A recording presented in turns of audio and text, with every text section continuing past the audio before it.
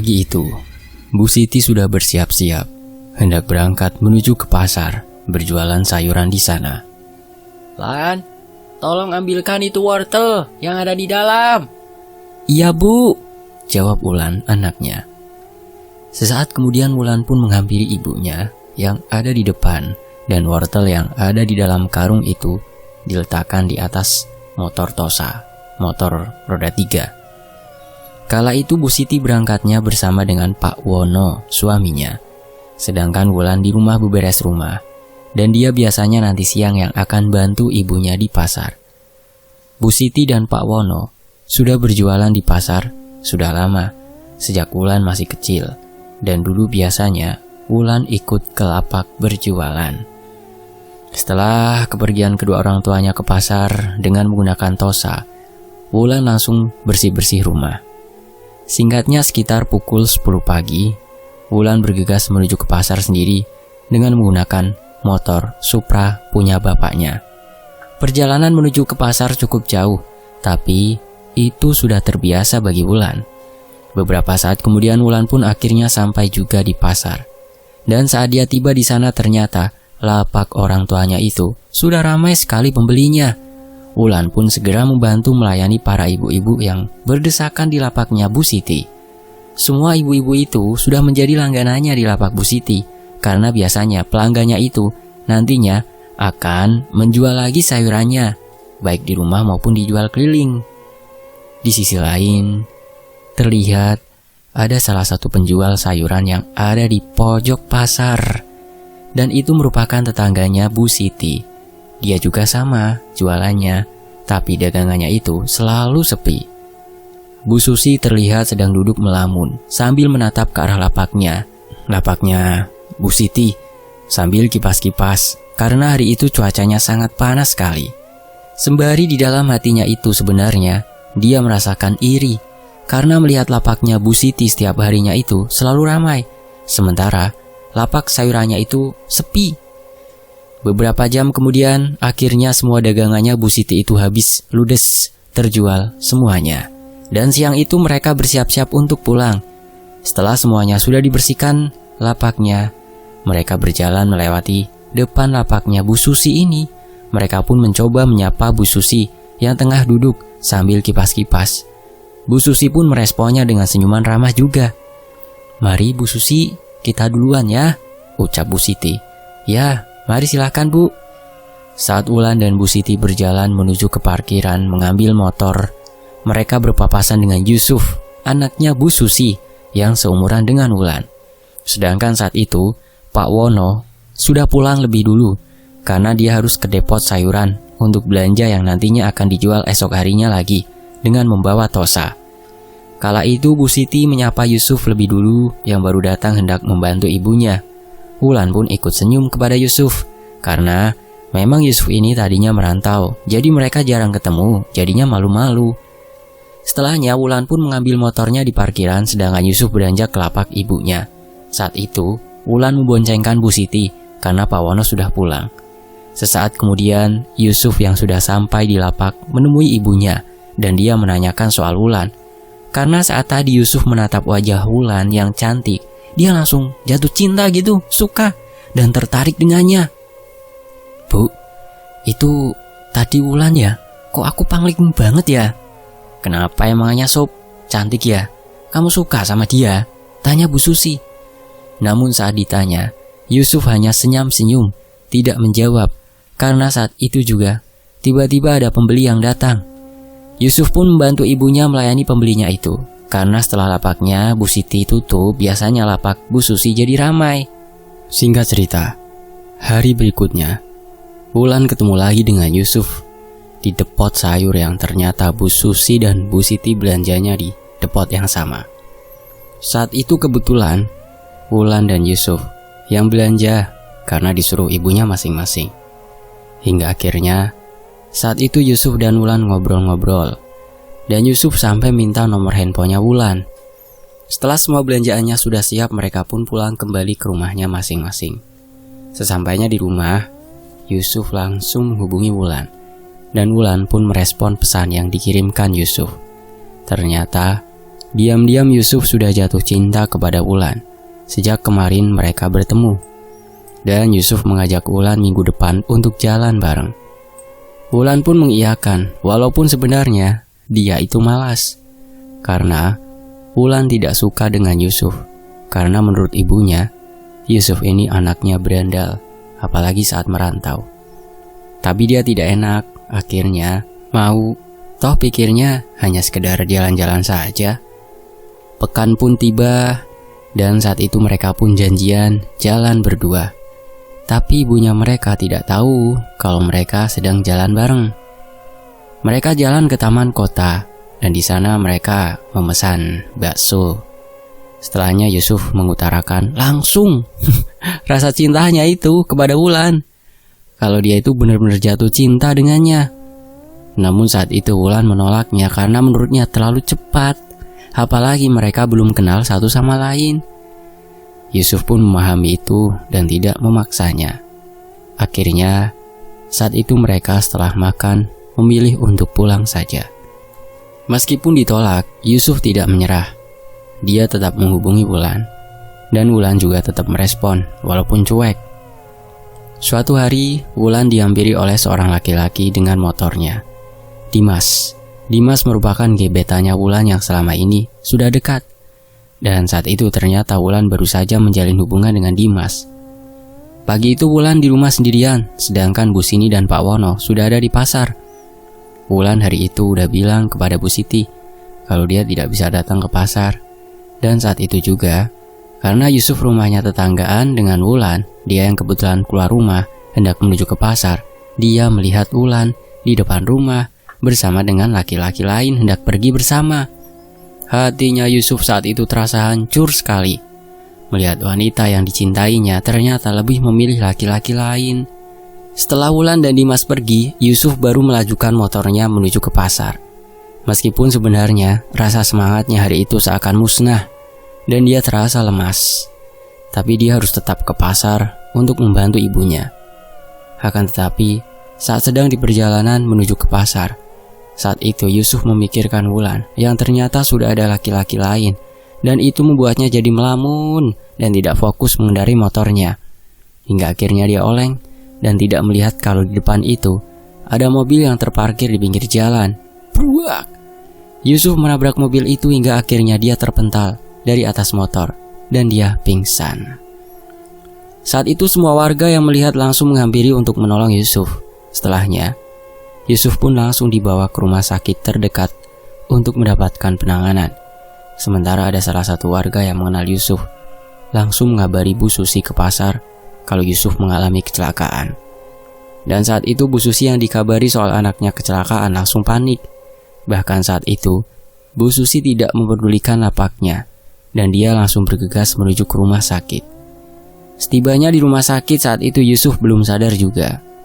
Bu Susi pun sedih karena tak menyangka anaknya akan mengalami kecelakaan. Akan tetapi, beberapa saat kemudian akhirnya Yusuf pun sadar juga dari pingsannya. Namun, ketika sadar, Yusuf terlihat seperti orang linglung dan bingung. Untungnya saat itu Yusuf tidak luka parah. Dan setelahnya Bu Susi mencoba menanyakan apa yang menjadi sebabnya itu mengalami kecelakaan. Awalnya Yusuf tidak mau menceritakan, tapi karena dia sudah sangat sakit hati, akhirnya Yusuf pun menceritakannya kepada Bu Susi. Kalau selama ini dia jatuh cinta dengan Wulan, dan selama ini mereka sudah jalan bareng. Tapi tadi Yusuf melihat Wulan malah jalan sama cowok lain, yang kemungkinan itu pacarnya. Karena memang akhir-akhir ini Wulan jarang sekali membalas pesannya. Pikir Yusuf, kalau Wulan mungkin sibuk, tapi kenyataannya Wulan menjauhinya. Mendengar penjelasannya Yusuf, Bu Susi merasa geram.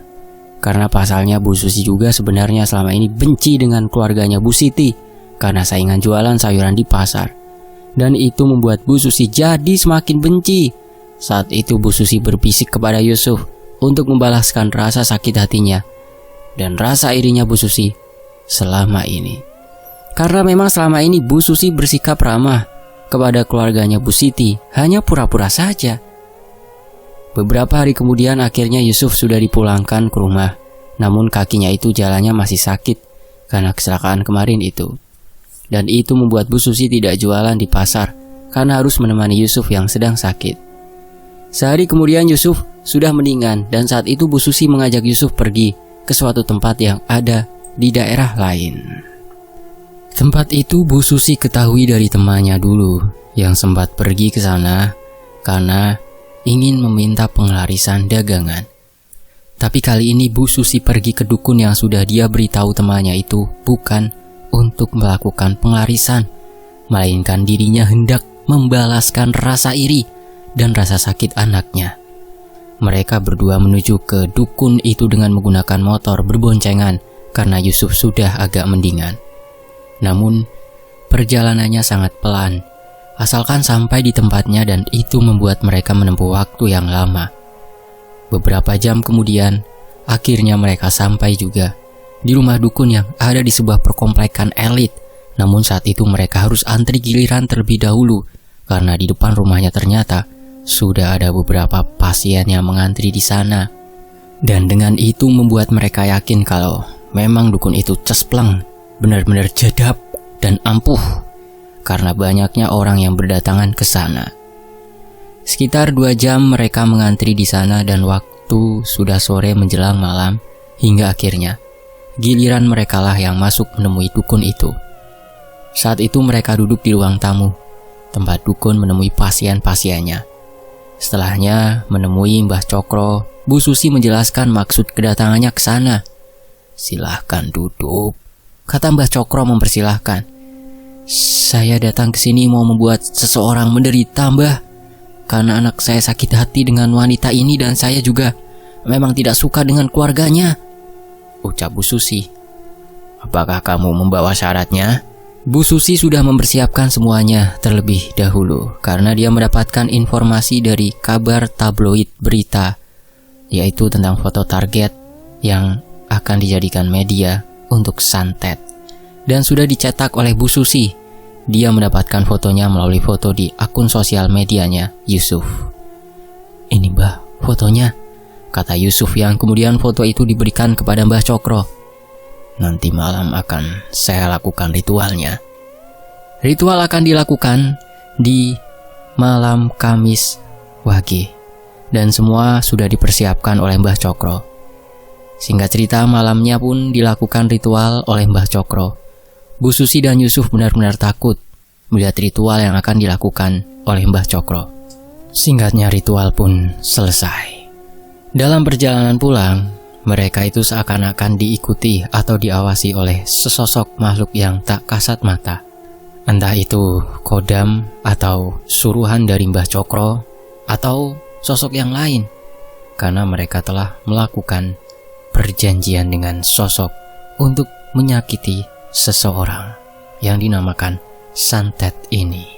Di sisi lain, setelah Wulan sudah memiliki pacar baru, Yusuf sudah tidak pernah lagi menghubungi Wulan. Bahkan Bu Susi juga jadi cuek dengan Bu Siti kala menyapanya di pasar. Hingga akhirnya tibalah malam Selasa Kliwon yang kata Mbah Cokro itu adalah waktunya untuk Bu Susi dan Yusuf untuk menguburkan salah satu syarat untuk bisa mempekerjakan sosok kodam suruhan dari Mbah Cokro untuk media santet. Ya, buhul yang diberikan oleh Mbah Cokro itu harus dikubur di depan rumah target. Malam itu mereka nekat berdua tidak tidur karena melihat situasi sekeliling untuk menguburkan buhul itu. Setelah situasi sekitar rumahnya itu sudah sepi, Bu Susi dibantu dengan Yusuf menuju ke rumahnya Wulan. Saat itu waktu menunjukkan pukul 1 malam. Mereka berjalan mengendap-endap menuju ke rumahnya Wulan yang berjarak beberapa rumah saja.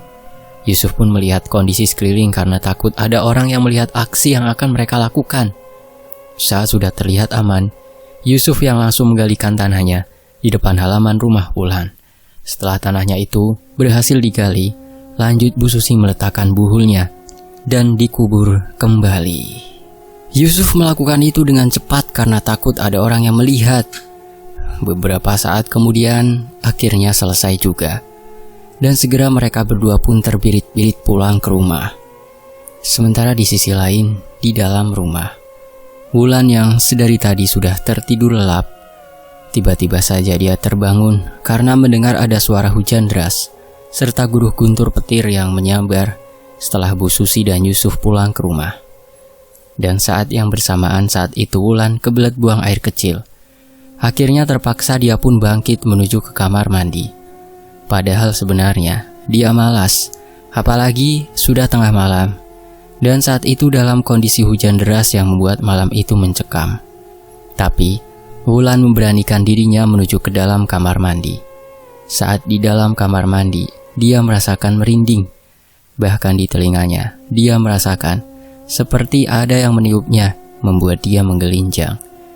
Dengan segera dia pun keluar dari dalam kamar mandi. Namun saat dia berjalan menuju ke dalam kamarnya kembali, tiba-tiba saja Wulan mendengar ada suara seperti memanggil namanya.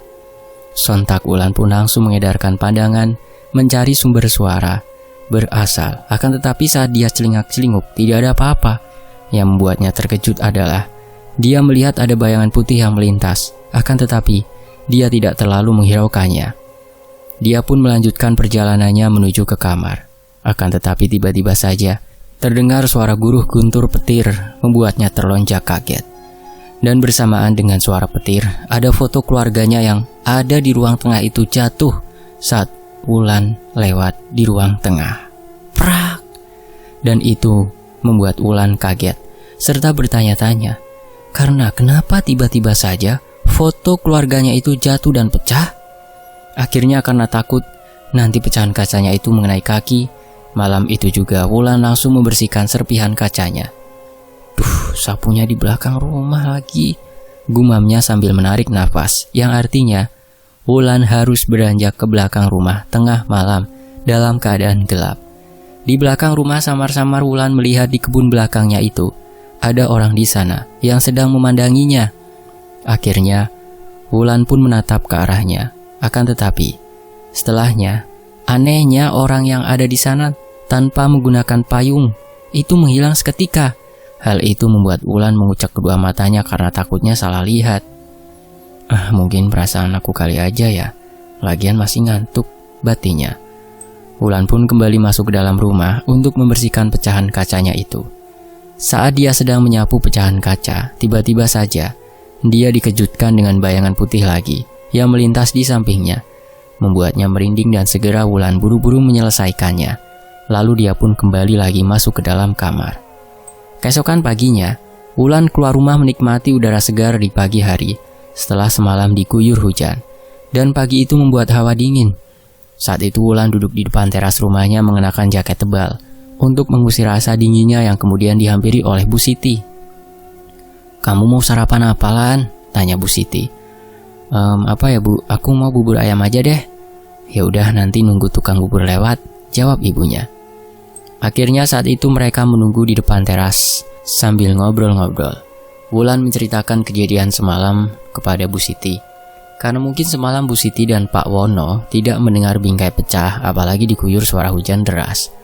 Setelah mendengar ucapan Wulan yang katanya bingkai foto keluarganya itu pecah, Bu Siti mengatakan kalau takut terjadi apa-apa ke depannya. Tapi sesaat kemudian Pak Wono keluar. Dia mendengar percakapannya, lalu dia pun nyeletuk menjawab, "Jangan pikir yang aneh-aneh, doa yang baik-baik saja," ucap Pak Wono. Terdengar suara khas mangkok yang dipukul dengan menggunakan sendok, yang artinya tukang bubur sudah datang. Segera Wulan pun mengambil mangkok di dapur untuk membeli bubur ayam di depan rumahnya. Setelah membeli bubur ayam, mereka pun sarapan bersama-sama sambil nonton TV.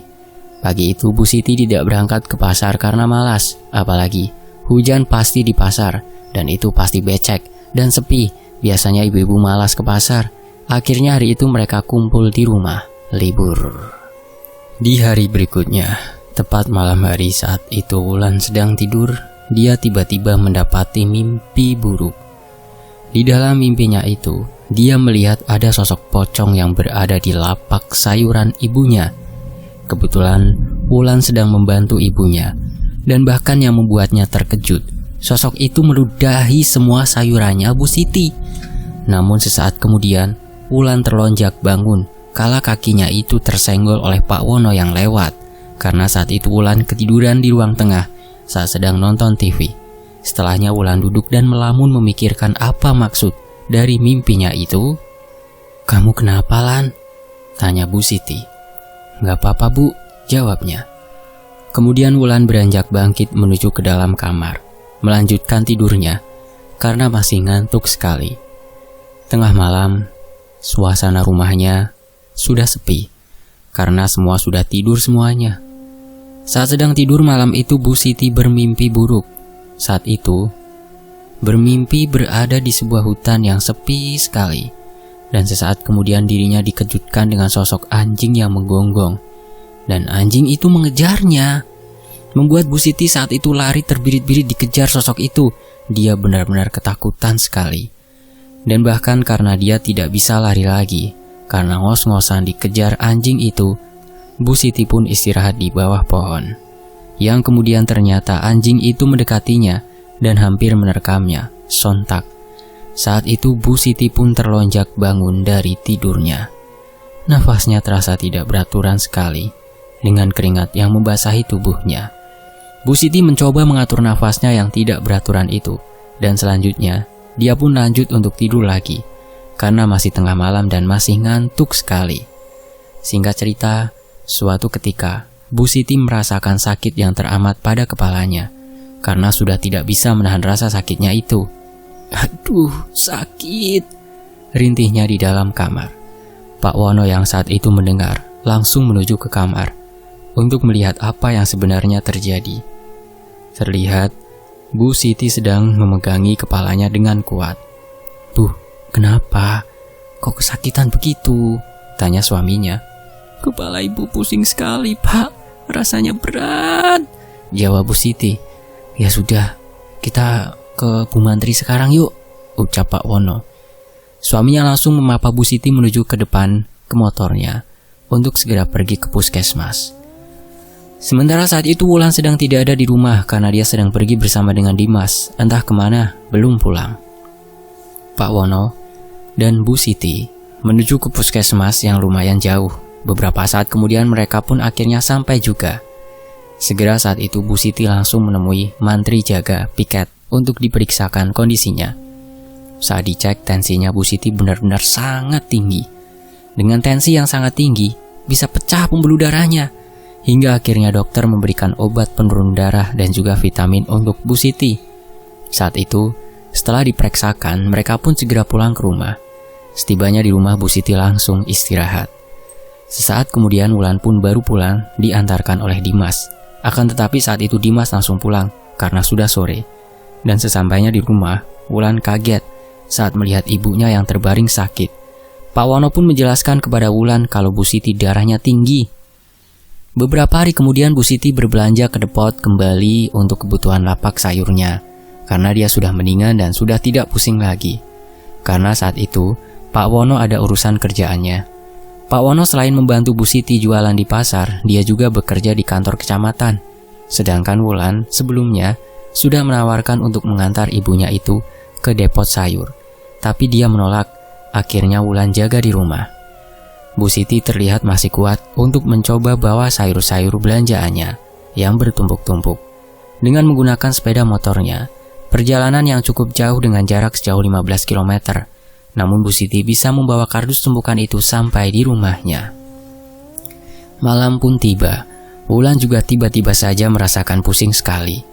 Kala itu dia sedang makan malam bersama dengan kedua orang tuanya. Dia mengeluh sakit pada kepalanya. Bahkan saat itu Wulan juga merasa kunang-kunang sekali kedua matanya. "Kamu kenapa, Lan?"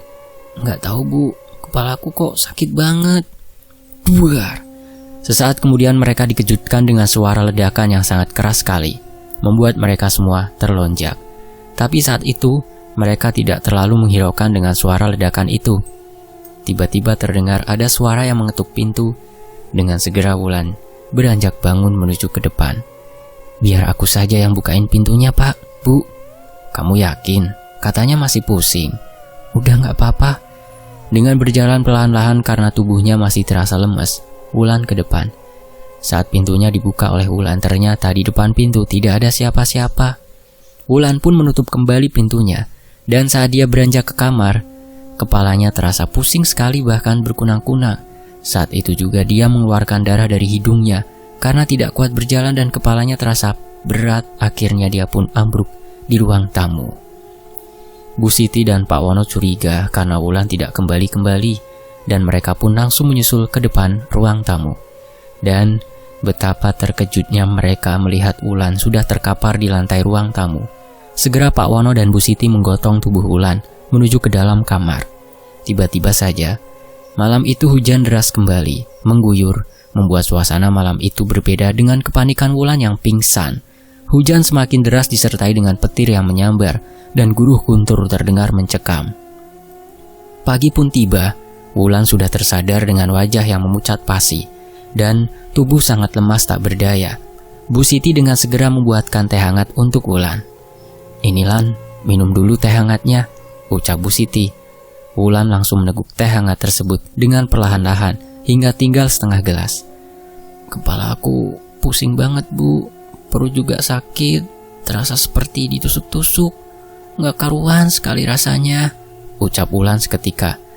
"Kalau begitu, kita ke Bu Mantri yuk," jawab Bu Siti. "Nggak usah, Bu. Tapi biar kamu nggak kesakitan, Du," timpal Pak Wono.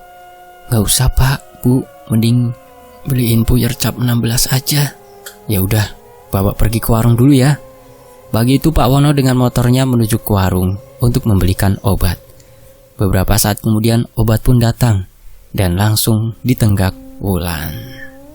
Diobati pun tetap tidak reda sakitnya, malah semakin menjadi. Mungkin ini reaksi santet dari Yusuf dan ibunya. Dan siang itu Wulan merasakan sakit sekali kembali pada perutnya yang semakin teramat. Bahkan tiba-tiba saja perut dia semakin membuncit membesar. Dia terus merintih meronta-ronta kesakitan. Bahkan dia sampai meremas-remas perutnya itu sendiri dengan kencang karena tak kuasa menahan rasa sakitnya. "Ah, ibu, ibu!" Dengan segera Bu Siti pun datang menghampiri Wulan. "Ya Allah, Lan, kenapa perutmu semakin membesar seperti itu?" "Pak, Bapak!" teriak Bu Siti panik. Segera saat itu Pak Wono pun menghampiri ke dalam kamarnya Wulan. Pak Wono pun terkejut kala melihat perutnya Wulan yang sudah membesar. Segera saat itu Wulan langsung dibawa ke rumah sakit untuk diperiksakan. Namun setelah diperiksa, dokter mengatakan kalau Wulan tidak menderita apa-apa. Itu yang membuat kedua orang tuanya bingung. Apa sebenarnya yang terjadi? Karena Wulan selalu merasakan sakit dan jelas-jelas perutnya itu membesar, tapi tidak terdeteksi sakitnya secara medis. Esok hari berikutnya, Bu Siti mulai berjualan sayur di pasar sendirian karena Pak Wono menjaga Wulan di rumah. Sayuran pun sudah ditata dengan rapi. Terlihat semua sayurannya itu segar-segar. Beberapa saat kemudian akhirnya ada beberapa pembeli yang berdatangan ke lapaknya. Namun, saat beberapa ibu-ibu sedang memilih sayurannya, tiba-tiba saja mereka dikejutkan dengan banyaknya belatung di sayurannya. Dan itu membuat semuanya jijik, bahkan tidak mau beli, menyalahkan Bu Siti tidak memperhatikan sayuran yang akan dijualnya. Bu Siti pun bingung, karena tadi saat dia menata semua sayurannya tidak ada belatungnya sama sekali. Kejadian itu pun terjadi beberapa hari dan membuat dagangannya Bu Siti itu sepi, tidak ada pembelinya karena semua sayurannya selalu ada belatung, bahkan langsung layu. Saat sedang jualan, Bu Siti juga selalu merasakan pusing kepalanya hingga akhirnya dia terpaksa pulang. Semenjak itu, Bu Siti sudah tidak jualan lagi karena dia rugi dan modalnya juga menipis. Sementara Bu Susi, ibunya Yusuf, senang dagangannya laris manis karena Bu Siti sudah tidak dagang lagi. Di rumah Bu Siti selalu merasakan pusing, bahkan dia juga mendapatkan beberapa gangguan. Saat di dalam kamar suatu malam, Bu Siti sedang berbaring merasakan pusing sekali kepalanya, sedangkan Pak Wono sedang nonton TV. Bu Siti dalam posisi terbaring ke kanan, dan saat dia hendak ganti posisi ke kiri, betapa terkejutnya dia melihat ada sosok pocong yang berbaring di sampingnya. Sontak Bu Siti langsung terbujur kaku, ditatap oleh sosok pocong yang menyeramkan itu. Dan karena takut, Bu Siti pun menyusul Pak Wono di ruang TV. Sementara itu di sisi lain, setiap malam Wulan juga selalu melihat ada bayang-bayang hitam di dalam kamarnya. Dan dia juga mencium aroma yang sangat busuk sekali, serta bau kembang-kembangan. Kadang-kadang juga terdengar suara wanita yang bersenandung dari balik jendela kamarnya. Tidak hanya itu, sosok bayangan hitam itu juga berubah menjadi sosok yang menyeramkan. Tolong Pak, Bu. Beberapa saat kemudian kedua orang tuanya Wulan segera datang ke kamar untuk melihat apa yang terjadi. Ada apa, Lan? Kenapa kamu teriak-teriak tadi? Tanya ibunya. Nafas Wulan masih terasa tidak beraturan saat ditanyai oleh ibunya. Tadi ada sosok bayangan hitam, Bu. Sudah, kamu istirahat saja. Pasti kamu kecapean, ucap ibunya menenangkan. Malam itu, Wulan segera memejamkan kedua matanya, berharap segera tidur. Keesokan harinya, Wulan menjadi lebih sering melamun dengan pandangan yang kosong. Dan kadang menangis, kadang tertawa sendiri seperti orang edan. Bahkan dia sudah lupa dengan Dimas, pacarnya. Dia terus merintih sakit dan memukul-mukul perutnya sendiri yang terasa sakit, serta kepalanya yang selalu sakit secara tiba-tiba. Bisul-bisul yang ada di tubuhnya itu semakin parah, semakin besar dan memecah, mengeluarkan bau busuk yang sangat menyengat. Karena tidak tega melihat keadaan Wulan yang semakin memburuk itu, akhirnya bapaknya mencarikan orang pinter. Beliau memiliki teman yang kebetulan mengetahui tentang hal klinik dan supranatural seperti itu. Pak Husen datang ke rumahnya Wulan untuk menerawang apa yang sebenarnya terjadi dengan Wulan. Astagfirullah, kata Pak Husen sembari menggeleng-gelengkan kepala. Ada apa dengan anak saya, Pak? Anakmu ini terindikasi diguna-guna. Siapa yang tega mengguna-guna anak saya? Kamu gak perlu tahu. Yang penting sekarang kesembuhan anakmu sekarang. Kemudian Pak Husen duduk di samping ranjangnya Wulan dan mulai membacakan ayat-ayat Al-Quran. Dengan perlahan-lahan Wulan pun memberontak, berteriak-teriak merintih. Yang kemudian kedua mata Wulan terbelalak melotot, menatap tajam ke arah Pak Husen. Wahai makhluk Tuhan yang ada di dalam tubuhnya orang ini, keluar kau. Tidak mau, saya harus menyiksa orang ini, ucap sosok yang ada di dalam tubuh Wulan. Keluar atau akan kubakar, ancam Pak Husen. Namun Wulan terus memberontak. Tanpa ampun Pak Husen terus membacakan ayat-ayat suci Al-Quran, supaya sosok yang ada di dalamnya itu kepanasan dan tersiksa. Hembusan angin kencang masuk ke dalam kamar, membuat gorden kamar bergoyang dengan sangat kencang.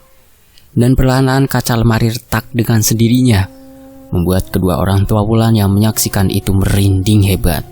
Sementara Wulan terus meronta-ronta ke sana kemari. Tubuhnya yang dipenggangi oleh Pak Wono sangat-sangat keras perawanannya.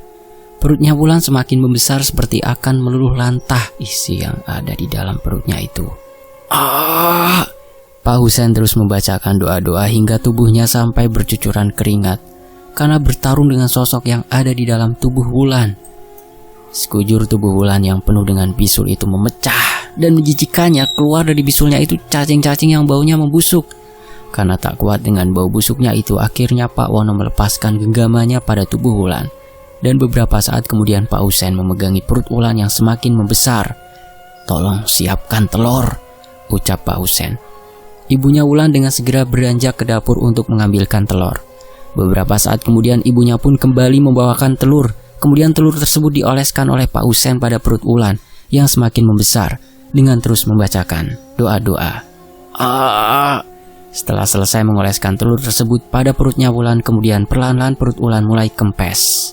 Bersamaan dengan itu, sosok yang ada di dalam tubuh Wulan pun keluar dengan sendirinya, dan dia ambruk pingsan karena kelelahan melawan sosok yang ada di dalam tubuh sedari tadi merintih kesakitan.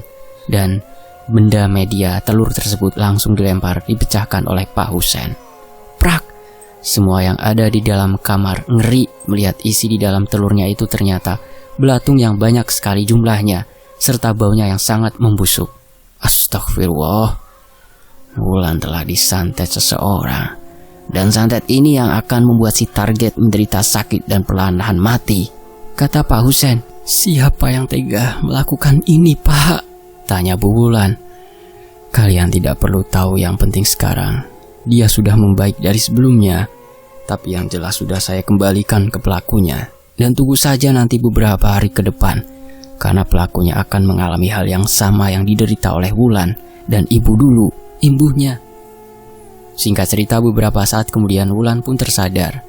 Pak Husen sudah membacakan air putih dengan doa, dan air putih itu diteguk habis oleh Wulan dengan perlahan-lahan. Setelah meminum air putih itu, kemudian Wulan memuntahkan darah yang disertai dengan belatung, dan itu membuat Wulan sangat lemas sekali dengan wajahnya yang semakin memucat. Kemudian Pak Husen mengambil buhul yang terdapat di depan halaman rumahnya yang sudah dikubur karena sebelumnya sudah diterawang olehnya. Dan buhul itu kemudian diambil. Di dalamnya ada sebuah raja yang bertuliskan nama Wulan dengan menggunakan bahasa Arab. Ada juga beberapa jarum. Lalu buhul tersebut segera dibakar oleh Pak Husen di halaman rumahnya. Suasana saat itu semakin mencekam. Daun-daun di atas pohon gugur berjatuhan. Dengan dibacakannya ayat-ayat suci, dan buhul itu pun terbakar menjadi abu. Dibakar dengan media kayu bakar.